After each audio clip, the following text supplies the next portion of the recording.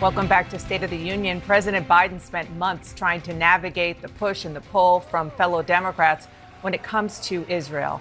But this week, he put conditions on U.S. aid to Israel for the first time. Is he isolating himself from both sides of the Middle East debate? Here with me now to discuss that is Senator Chris Murphy, a member of the Foreign Relations Committee and a critic of the way Israel has been carrying out its war in Gaza. Thank you so much for being here. Do you support what President Biden told Aaron Burnett, that he is blocking some military aid to Israel and won't support them, will block more if, in fact, Israel goes into Rafah more aggressively? I do support President Biden's decision, and let me tell you why.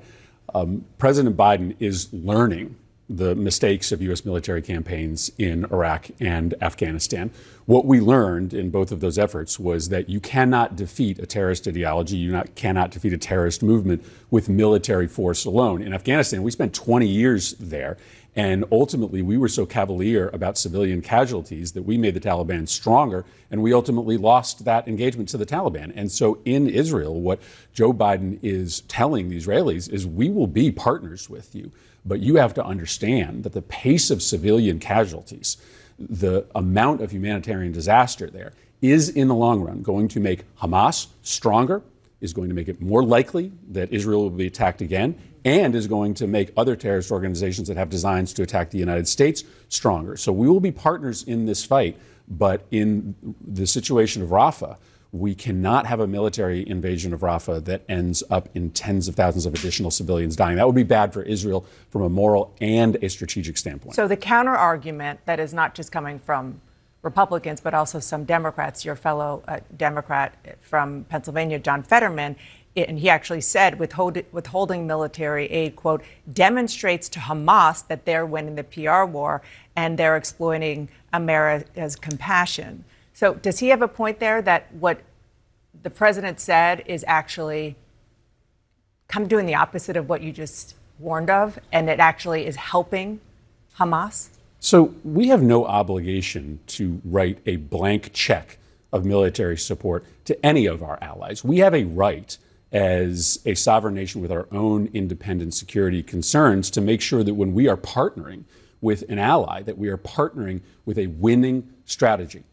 Our own national security experts tell us that this is a generation, this moment will have a generational impact on the growth of terrorism around the globe. I want Hamas gone. I don't want them to ever have the ability to hit Israel again. I worry that the number of civilians that are dying are ultimately going to provide permanent recruiting material to Hamas, and Hamas will remain a threat for years to come to Israel. The reality, though, is that Hamas is still not just a military sort of wing in Gaza. They are the governing body in Gaza.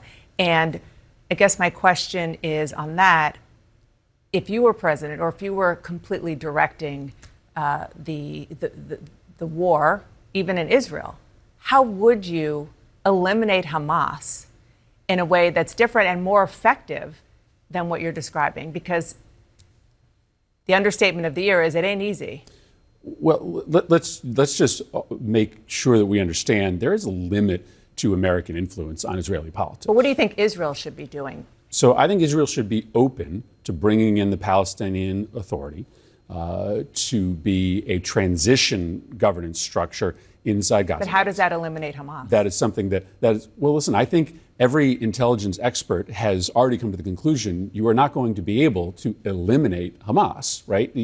There's going to continue to be a resistance movement to the state of Israel. And the question is it going to be weaker or stronger after 13 to 15,000 kids are killed inside Gaza? My argument is that right now the prospects are that it is going to be stronger. And so if Israel makes a more concrete commitment to a future Palestinian state, I think right now, or within the next several months, I think that is one of the most important things it can do to try to dry up the recruitment material that right now is very live for Hamas or follow-on organizations to Hamas. And that's one of the things that worries me, is that we do not see that commitment being made, which I think is essential for the survival of a Jewish state in the Middle East, something that Democrats and Republicans are deeply desirous of. The State Department released a report late on Friday that said, quote, it was, quote, reasonable to assess that U.S. weapons have been used by Israeli forces in ways, quote, inconsistent with international law. But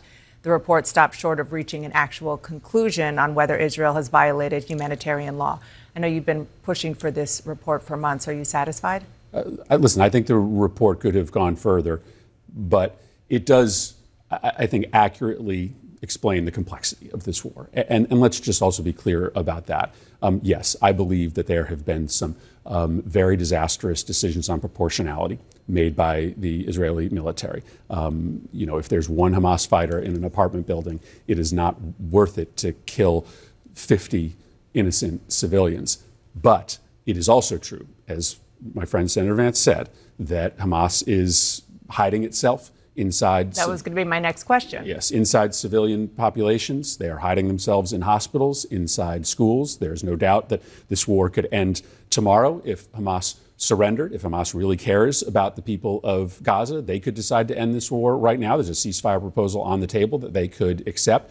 So I am certainly willing to call out Israel when I think that they have made strategic and moral mistakes in this war. But a lot of the focus here tends to be on Israel when we should be calling out Hamas for the attacks that began this war, the way in which they have violated the rules of engagement, and the fact that the quickest route to end this war is for Hamas to surrender and protect the people of Gaza.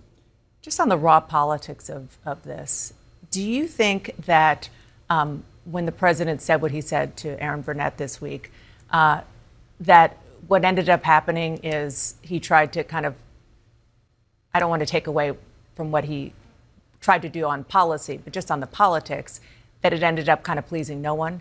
Is that a potential problem? Or do you think that is what he said and did is helpful for his detractors on the left? Listen, I think the president makes decisions when it comes to the security of this country based upon what he thinks is going to protect. But the reality is it's been hurting him on the left. Yeah, Would this help? I don't mind the fact that the president isn't paying attention to the politics. And I think, frankly, when you're being a good leader, you are often upsetting people on the right and the left. And so President Biden advertised himself when he ran for office as someone who would often play it down the middle, who would not pay attention to the extremes of the debate and would just do what he thought was right for the country and what the broad middle of the country wants. And I actually think that's where the broad middle of the country is. I think the broad middle of the country wants to support Israel's ability to destroy Hamas, but is very concerned about the fact that there are so many kids dying, that for the last week there's been no humanitarian assistance getting into the country. I think the president really is squarely where the middle of this country is on this conflict. Yeah. And I guess part of the problem, we're out of time, is that the humanitarian assistance, some of it that got in, was taken by Hamas away from its own people. That's right. Senator, thank you. Thank you. I appreciate you being here.